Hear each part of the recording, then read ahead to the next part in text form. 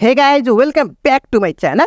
आजको भिडियोमा हामी चाहिँ दोस्रो इक्जाम्पल लिएर आएको छौँ। जो चाहिँ क्वेसनमा पढाउँ त के भनेको छ, for the SDD syntax directed definition of the following grammar चाहिँ जुन चाहिँ तपाईँको इक्जाम्पल नम्बर 1 कै ग्रामर रहेको छ, जुन चाहिँ यो प्रोडक्सनहरू रहेको छ भनेको के।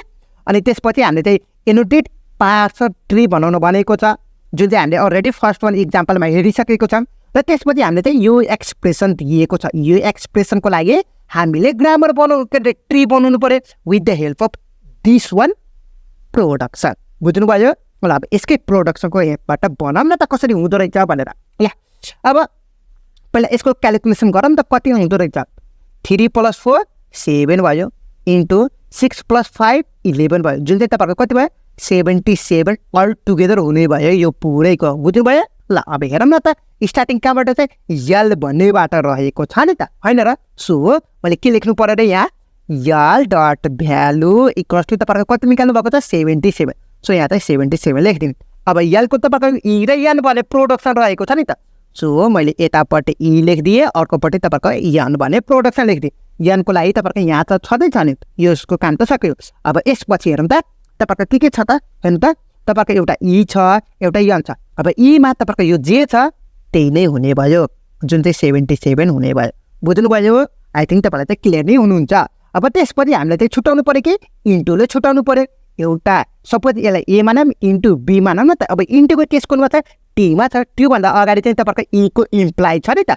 सो यो इको भ्यालु चाहिँ तपाईँहरूको चाहिँ टी डट भ्यालु हुने भयो, जुन चाहिँ तपाईँहरूको यो प्रोडक्सन युज गरेको छ। हेर्न सक्नुहुन्छ इको प्रोडक्सन, इको तलतिर हेर्नु त इ इम्प्लाइ टी छ कि छैन। सो यो यसको ठाउँमा तपाईँको अब टी हुने भयो। अब टीको ठाउँमा यो स्टारको काम हुने भयो। बुझ्नुभयो? आई थिङ्क तपाईँलाई चाहिँ बुझ्नुहुन्छ पक्कै पनि। ल अब स्टारको काम गरौँ त, जुन चाहिँ मैले यहाँ चाहिँ T1 लेखिदिन्छु। ल यहाँ चाहिँ स्टार भयो, त्यसपछि यतापट्टि एफको काम भयो। बुझ्नुभयो? अब यो दुइटाको काम सकेको सकिँदैन। हेर्नु त यो अगाडिको भ्यालु भयो, यो T1 को काम गर्छ, इन्टुको इन्टु भयो, यो पछाडि भनेको अर्थ तपाईँको एफको काम गर्ने भयो। बुझ्नुभयो? अब हेरौँ त यो भनेको यतापट्टिको डब्बा भनेको 3 + 4 7 हुन्छ, जुन चाहिँ भ्यालु इक्वल्स टु 7 लेखिदिनुहोस्। यता चाहिँ F dot value equals to तपाईँको कति छ 11 लेखिदिनुहोस्। बुझ्नुभयो? अहिलेसम्म त तपाईँलाई केही पनि कन्फ्युजन छैन होला पक्कै पनि। ल अब त्यसपछि कर्ली ब्र्याकेट छ। कर्ली ब्र्याकेट हामीसँग कुनमा छ एफको प्रोडक्सनमा छ। अब त्यसको लागि पहिला युएसको प्रोडक्सन काम गर्नु पऱ्यो नि त। सो यहाँ चाहिँ टी छ भनेपछि यहाँ चाहिँ अब के हुने भयो त भन्दाखेरि एफको प्रोडक्सन भयो, जुन चाहिँ डट भ्यालु भनेर 7 लेखिदिइहाल्नुहोस्। अब एफको भ्यालु अब यो प्रोडक्सन काम गर्नु पर्यो, जुन चाहिँ कर्ली ब्र्याकेट छ, जुन चाहिँ तपाईँहरूको यहाँ हेर्न सक्नुहुन्छ ओपनिङ र क्लोजिङ ब्र्याकेट छ। सरी कर्ली ब्र्याकेट भनेको छ, ओपनिङ र क्लोजिङ ब्र्याकेटको पहिला काम गर्नु पर्यो। ल बिचमा तपाईँहरूको चाहिँ इ भन्ने रहेको छ नि त। सो यहाँ चाहिँ तपाईँको इ नै भएको छ। बुझ्नुभयो? क्लोजिङ ब्र्याकेट भयो। अब इको भित्र तपाईँको 3 + 4 छ, प्लसको काम कसले गरेको छ यो प्रोडक्सनले गरेको छ। हेर्न सक्नुहुन्छ क्लियरली वेमा। सो इको तपाईँहरूको चाहिँ यहाँ चाहिँ मैले चाहिँ E1 लेखिदिन्छु। E1 भयो, त्यसपछि प्लस भयो, त्यसपछि तपाईँको टी भयो। बुझ्नुभयो? यहाँ चाहिँ इ डट भ्यालु कस्तो कति छ 7 छ, 7 नै लेखिदिनु। बुझ्नुभयो?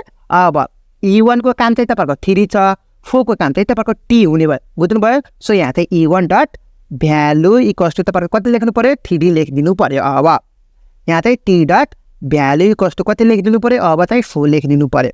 बुझ्नुभयो? आई थिङ्क तपाईँलाई चाहिँ बुझ्नुभयो होला। अब यति भइसकेपछि अब हेरौँ त कता गरौँ भन्दाखेरि ल अब हेरौँ त यति भइसकेपछि अब एक्सप्रेसन पनि चाहिन्छ नि त। ल अब यति भइसकेपछि अब हेरौँ त हाम्रो लास्टमा चाहिँ तपाईँको डिजिट लेखिदिनु पऱ्यो, यो 3 र 4 लेखिदिनु पऱ्यो। त्यसको लागि यहाँ चाहिँ इ छ। अब इको लागि तपाईँको यहाँ टी छ, त्यसपछि एफ चाहिँ एफ पछि बल्ल यहाँ डिजिट छ नि त। सो यो टी एफ र डिजिट 3वटा स्टेप फलो गर्नु पऱ्यो। ल हेर्नुहोस् है त, पहिला यहाँ चाहिँ इ पछि तपाईँको टीको फलो भयो, त्यसपछि टी पछि तपाईँको एफको भयो,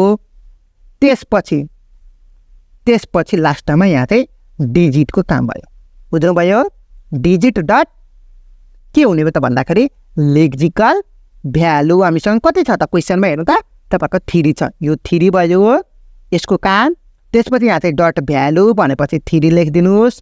भिएल है डट भिएल भनेपछि 3 भयो। बुझ्नुभयो? Same as it is. अब टीको छ, टीको भनेपछि त अब एफ र डिजिट मात्र फलो गर्नु पर्यो, जुन चाहिँ मैले यहाँ एफ गरिदिएँ। त्यसपछि यहाँ चाहिँ डिजिट डट भिएल, जुन चाहिँ तपाईँको कति हुने भयो अब 4 हुने भयो, 4 हुने भयो। डट भिएल इक्वल्स टु 4 हुने भयो। ल यतापट्टिको काम त सकियो, हेर्न सक्नुहुन्छ क्लियरली वेमा, बुझ्नुभयो? ल अब यतापट्टिको काम गरौँ न त। जुन चाहिँ प्लसको काम रहेको छ त्योभन्दा यहाँ प्लस चाहिँ कुनमा छ, प्रोडक्सनमा हेरौँ त। प्लस चाहिँ तपाईँको ईको प्रोडक्सनमा रहेको छ, तर हामीसँग के छ, एफको प्रोडक्सन रहेको छ नि त, होइन र? अब त्यसपछि ओपनिङ पनि ब्र्याकेट पनि रहेको छ। अब एफको प्रोडक्सनमा हामीसँग यो रहेको छ, अरू कुनै पनि उपाय छ नि त। ओपनिङ र क्लोजिङ दुइटै ब्र्याकेटसँग रहेको छ नि त, सो यो प्रोडक्सन अपनाउनु पर्यो, होइन? ल फलो गर्नु पर्यो भनेको चाहिँ ल भयो, यो फलो गरेको छौँ। अब ईमा तपाईँको भित्रको काम गर्नु पर्यो, जुन चाहिँ प्लसको काम यसले प्रोडक्सनले गरेको हुन्छ है त। हेर्नु त यहाँ चाहिँ तपाईँहरूको चाहिँ E1 प्लस तपाईँको के भयो, अब टीको भ्यालु भयो, बुझ्नुभयो? अब भ्यालु राखिदिनु पर्यो नि त, E1 को भ्यालु राखिदिनु पर्यो नि त। त्यसको लागि पहिला टी जानु पर्यो, त्यसपछि एफ, त्यसपछि डिजिट जानु पर्यो नि त, होइन त? ल E1 त्यसपछि कति रे टी जानु पर्यो, त्यसपछि कति हुनु पर्यो, एफ हुनु पर्यो, त्यसपछि लास्टमा डिजिट हुनु पर्यो। डिजिटमा हामीले चाहिँ डट लेक्जिकल भ्यालु कति छ त भन्दाखेरि 5 रहेको छ, सो यहाँ चाहिँ 5 लेखिदिने, यहाँ चाहिँ डट भ्यालु भनेपछि 5 भयो, डट भ्यालु इक्वल्स टु 5 हुने पर्यो, फेरि यहाँ चाहिँ डट भ्यालु इक्वल्स टु 5 हुने। अब तपाईँलाई कन्फ्युजन भइहाल्छ, यहाँ E1 को प्रोडक्सन छैन भनेर भनिहाल्नुहुन्छ नि त, होइन र? सो तपाईँलाई चाहिँ के गर्नुपर्ने भन्दाखेरि E1 को छैन भने ई मात्र लेख्दा पनि हुन्छ, नो प्रब्लम। E1 लेख्दा पनि हुन्छ, ई लेख्दा पनि हुन्छ, नो प्रब्लम, बुझ्नुभयो? ल अब त्यसपछि अब हेरौँ त, 5 को त काम सक्यो, अब 6 को काम गर्नु पर्यो, 6 को डिजिट निकाल्नु पर्यो, जुन चाहिँ अब टी छ, टी पछि पहिला एफ हुन्छ, त्यसपछि डिजिट हुन्छ, डिजिट लेख्नु पर्यो नि त, जुन चाहिँ तपाईँको 6 रहेको छ नि त, क्वेसनमा हेर्न सक्नुहुन्छ नि त, होइन र? ल अब टी पछि एफको काम गर्नु पर्यो, जुन चाहिँ मैले यहाँ एफ लेखिदिएँ, त्यसपछि लास्टमा तपाईँको डिजिट लेखिदिनु पर्यो, बुझ्नुभयो?